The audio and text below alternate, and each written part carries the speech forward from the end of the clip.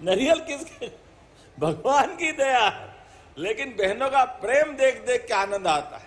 कई बहनों के थोड़े आजकल डिजाइन वाले नाखून है, तो थोड़े राखी के पहले नाखून घुस,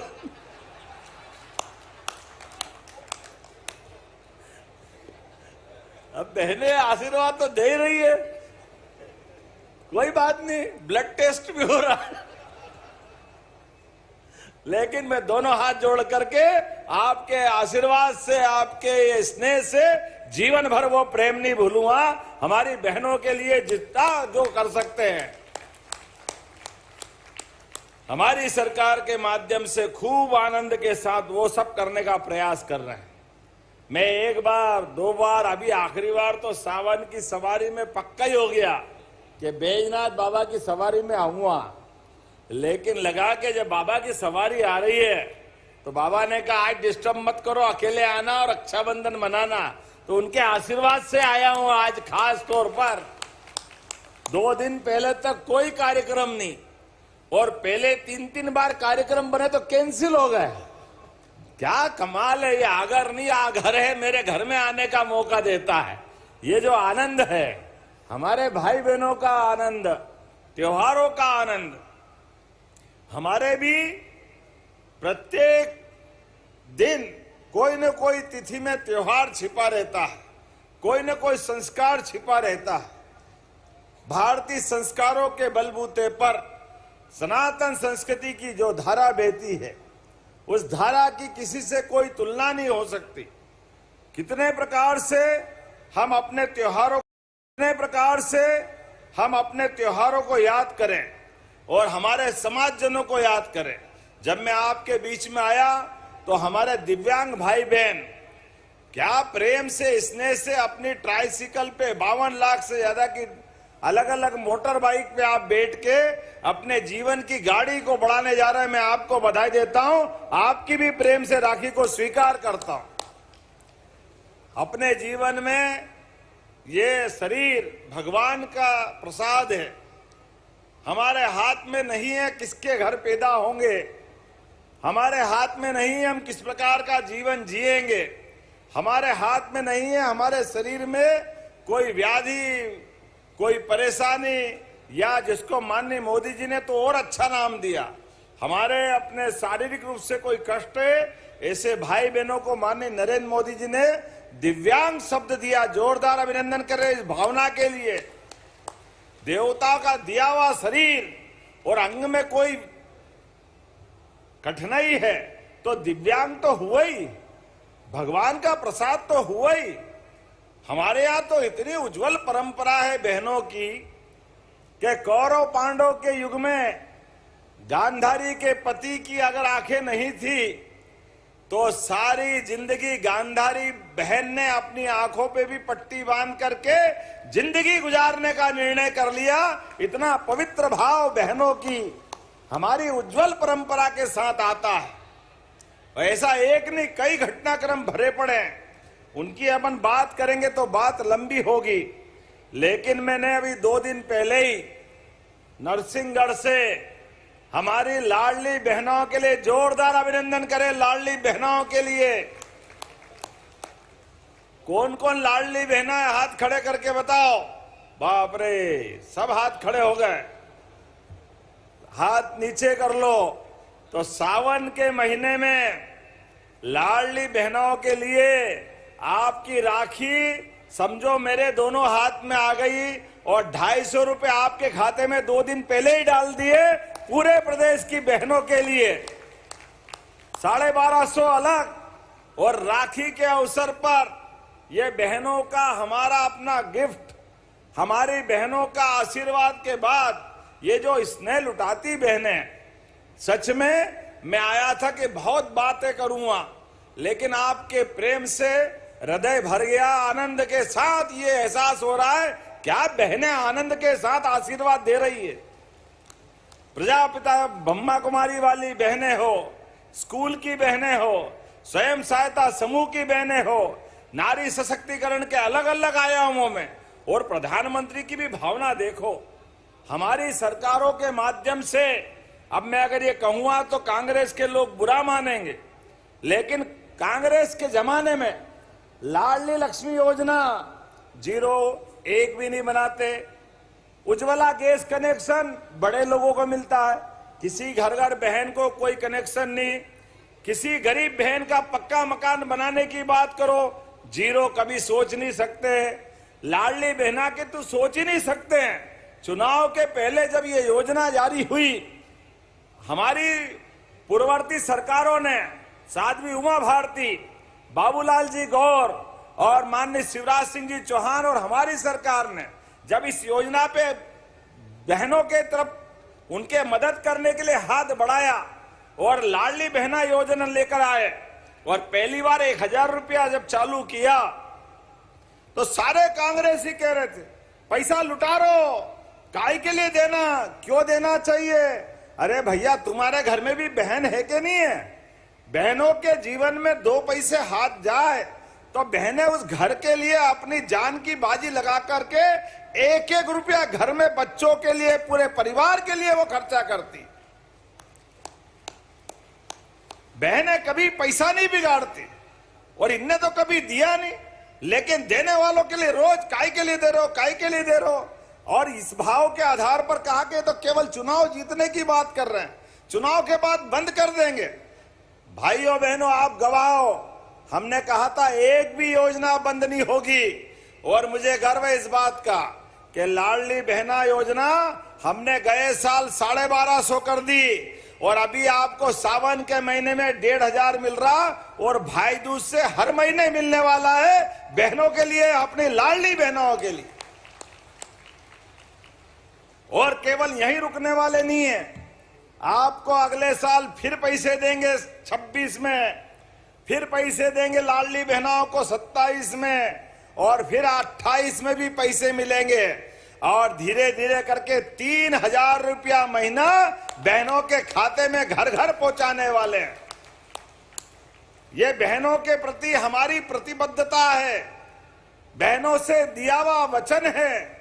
हम तो वचन वाले लोग हैं। जब सियावर रामचंद्र अयोध्या में मुस्कुरा रहे हैं, बोला जय जय श्री राम, तो रामचंद्र जी ने कहा है प्राण जाए पर।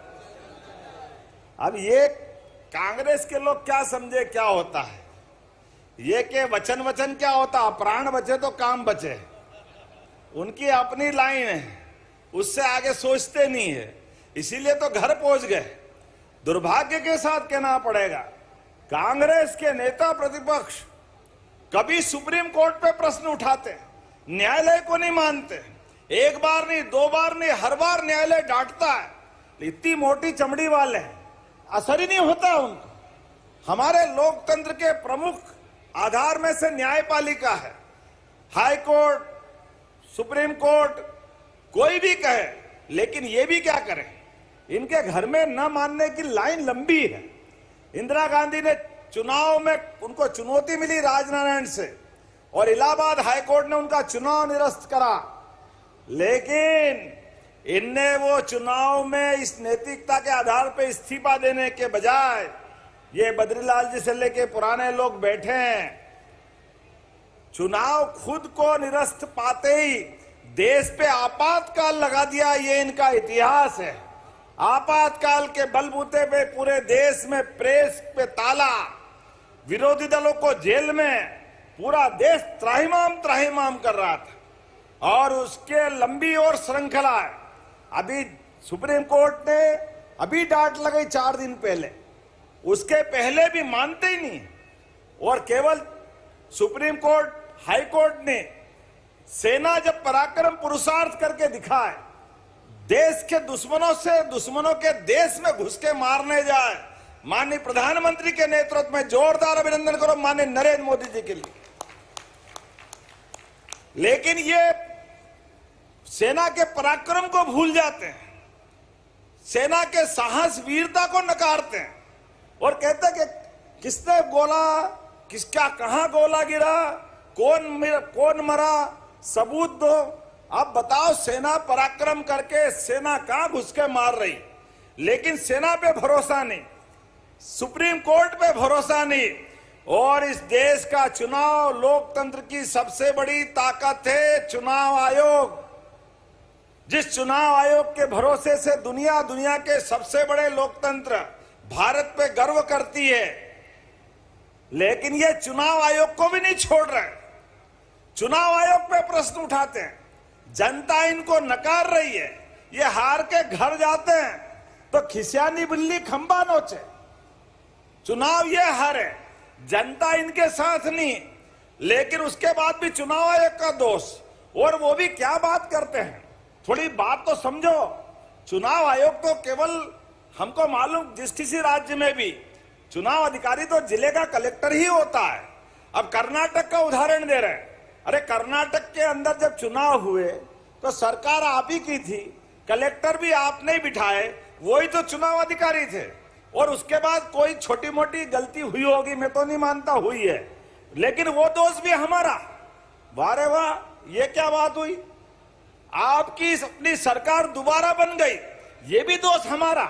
अगर चुनाव आयोग गड़बड़ होता तो क्या झारखंड कर्नाटक में दूसरी बार सरकार बनती कांग्रेस की? लेकिन कैसे बेशरम है, हारते जा रहे हैं और हारने का ठीक रहा भाजपा वाले के खाते पे। चलो कोई बात नहीं, आपके अपने कर्म से आपकी ऐसी स्थिति बनी है। आपको कांग्रेस को अपने अंतर्मन में झांकना पड़ेगा। ये लाडली बहनों के आशीर्वाद की जरूरत पड़ेगी। जनता के बीच जाकर जनता का दिल जीतना पड़ेगा। भारतीय तीज त्योहार, सनातन संस्कृति, इसके प्रति श्रद्धा, विश्वास, आस्था बताना पड़ेगी। ये उमड़ता घुमड़ता बादलों की तरह चारों तरफ से आने वाली बारिश का एहसास जब मतपेटियों में वोट में बदलता दिखाई देता है तो कांग्रेस कार्यालय में झाड़ू लगती दिखाई देती है और उनके लोग हारते दिखाई देते हैं। ये जिस समय का समय चल रहा है, ऐसे समय में मैं आप सबको सावधान करना चाहता हूं। ये वही नक्सलाइट मानसिकता है जो ये इनके इन प्रकार कुर्सी को पकड़ के उसके लिए मर्जी आज जो व्यवहार करते हैं। लेकिन आज तो मैं जब बहनों से मिलने आया तो भाई भी बड़ी संख्या में, लेकिन बहनों को हम अगर मदद कर रहे हैं तो भाई में भी किसान सम्मान निधि किस किस को मिलती है, हाथ खड़े करो। किसान सम्मान निधि, आप बताओ, भाई भी हाथ खड़े कर रहे हैं। और आगे बढ़ो, किसान सम्मान निधि के साथ साथ इसी आगड़ के अंदर अब कारखाने लगते जा रहे हैं। कारखानों के अंदर भी अभी तो आलू का इतना बड़ा कारखाना लग रहा है। कलेक्टर खड़े हैं यहाँ पे, कलेक्टर बताओ कितने करोड़ का निवेश कर रहे हैं? सर 3800 करोड़ रुपए का सर। लगभग 4000 करोड़ का बड़ा कारखाना आ रहा है। और कारखाना अपने देश का नहीं, विदेश वाला। और कारखाने वाले क्या करेंगे, आप अंदाज लगा लो इस बात का।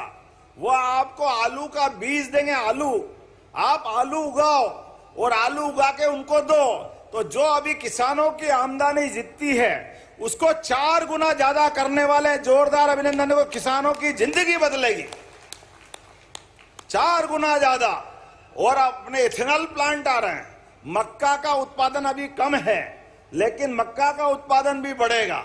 एक एक करके कई प्रकार के कारखाने आ रहे हैं।